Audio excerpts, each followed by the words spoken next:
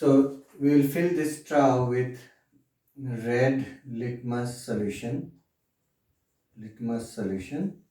and yeah, that's it. So now this is a dropper, and this dropper is filled with water. So we squeeze this dropper, water droplets will come out from the other end. So moment water droplets come out from the other end, in that water droplet or those water droplet, most of the ammonia gas will get dissolved immediately. So once it gets dissolved, what will happen is it will create an area of vacuum or low pressure, and due to that what will happen, and the atmospheric pressure that is applied on the red litmus solution, so this red litmus solution will be forced into this jet tube or the capillary tube, and as soon as it reaches this point of coming out, so whatever remaining ammonia gas is there inside this flask will cause it to form a red fountain blue fountain, sorry, will cause a blue fountain.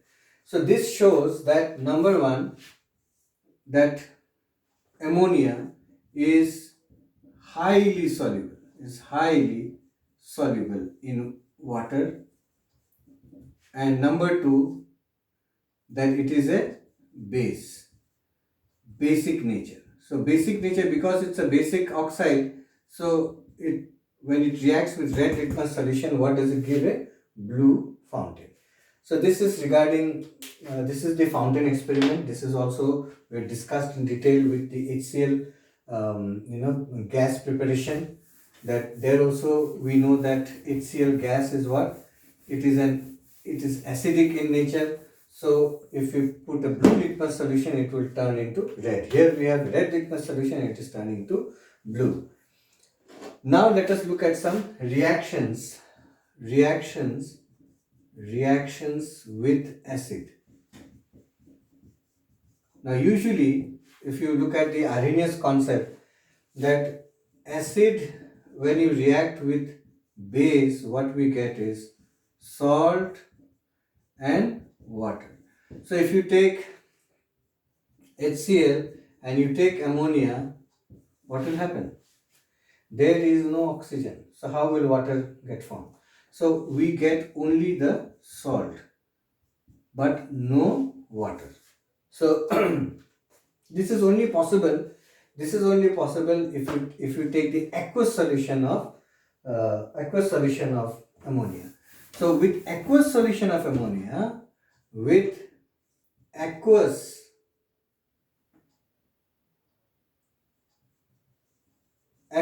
solution of ammonia, like NH4OH plus HCl will give what? Will give salt. So what salt will you get? We'll get ammonium chloride plus salt plus water. So we'll get here in this case, or even NH4OH plus sulfuric acid will also give us what? NH4 whole thing twice sulfate plus water. So we have 2 here because sulfate has 2 minus valency. That is the reason. Now we will look at some other properties of one more property of ammonia, and that is, if you remember from the topic of acid, bases and salt, that like sulfuric acid or nitric acid, they are what? These are acids which are oxidizing agent. But ammonia is a good reducing agent. It is a good reducing agent. So how is it a good reducing agent? So reducing agent means what? It will remove oxygen from a compound, or it will add hydrogen to the compound. So let us look at the property of. So if you look at this, is a very popular reaction. Copper oxide with ammonia will give us what? Copper copper oxide with ammonia will give us copper plus water plus nitrogen gas.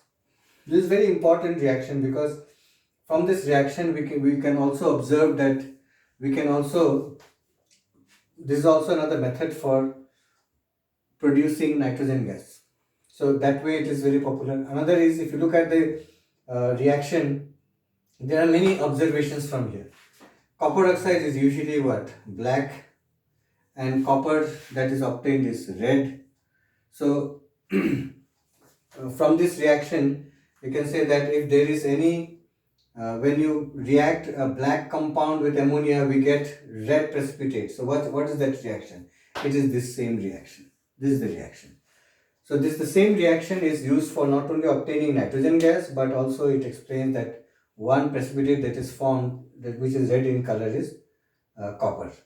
Now, apart from reaction, apart from it being able to reduce copper oxide to copper, that is not only the property of a reducing agent, but another property of a reducing agent is its ability to add hydrogen to it.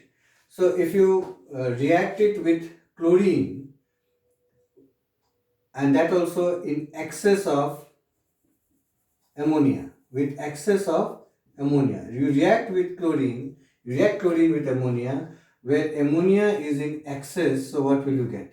If ammonia is in excess, what will you get is, you will get nitrogen gas and the salt, which is NH4Cl. So when you react with excess of ammonia, then you will get nitrogen. And if you react with excess of chlorine with ammonia, what we will get is, see, we have added hydrogen to it. So if you you'll get HCl gas, we'll get HCl gas and what? Nitrogen trichloride. So this is what we'll get. Now this is a very, very important reaction. In both these reactions, what happens is, this is usually, this is what in color? Chlorine is usually greenish yellow in color. So when you observe this reaction, you will notice that this greenish yellow, from both this reaction, what is observed is greenish yellow color disappears. This is to be noted. The greenish yellow color will disappear. And what happens to the first one? You get a ammonium chloride is identified by dense white fumes. And here, regarding NCl3, you will get a yellow liquid. So these are the observations from this reaction. So both this reaction where you have added hydrogen, or the earlier reaction where we have shown that we have removed oxygen from copper oxide, both these are for showing ammonia as a reducing agent. Now we'll look at how does it react to combustion. Ammonia does not support combustion, but it burns only in oxygen, in clean oxygen. So if you have clean oxygen, you take ammonia and you take clean oxygen, what will you get? You will get nitrogen and water. So how do you balance it? You have nitrogen 1 here, but nitrogen 2 here. So you write here 2. Then you have oxygen 2 here, but you have oxygen 1 here. So you can write here 2. Now you have hydrogen 6 here, but hydrogen is 4 here. So you change it to 3. So it becomes 6. After that, again, now if you look at balance the oxygen here is 3, but here is 2. So if you write here 3, that means it becomes 3 into 6. So divide by 2. Then now multiply this entire equation, multiply by 2. So if you multiply by 2, 2 into 2, 4. 2 and these 2 will get cut, so you're left with 3. Then 2 here will be 2, 2 ones are 2, and 2 threes are 6. So this is balanced. You can use any method for balancing. So if you check again now, you have nitrogen 4, nitrogen 4, oxygen 6, oxygen 6, hydrogen 12, hydrogen 6 to the 12. So this is balanced. So this is very important. Next is ammonia. Ammonia can also burn in oxygen, with platinum as a catalyst.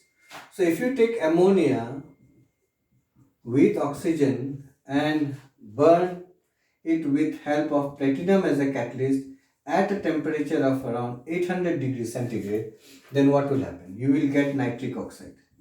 You will get nitric oxide and water. Now what is so special about this? Here what happens is, after you get nitric oxide, then because whenever you react this, you will have excess of oxygen to ensure that ammonia always burns in excess of oxygen. So nitric oxide in presence of excess of oxygen will again further react to give you NO2. So if you balance it, what will you get?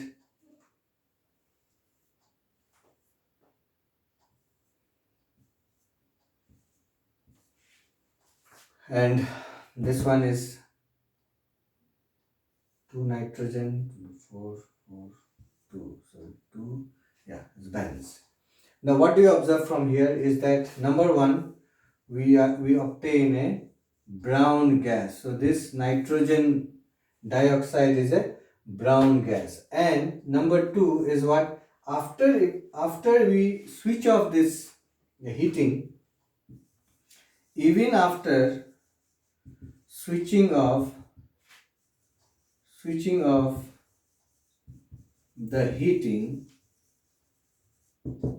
the platinum continues to glow, which is an indication that this is an exothermic reaction. So these are the observations. For the reaction of ammonia with platinum as a catalyst at 800 degrees centigrade.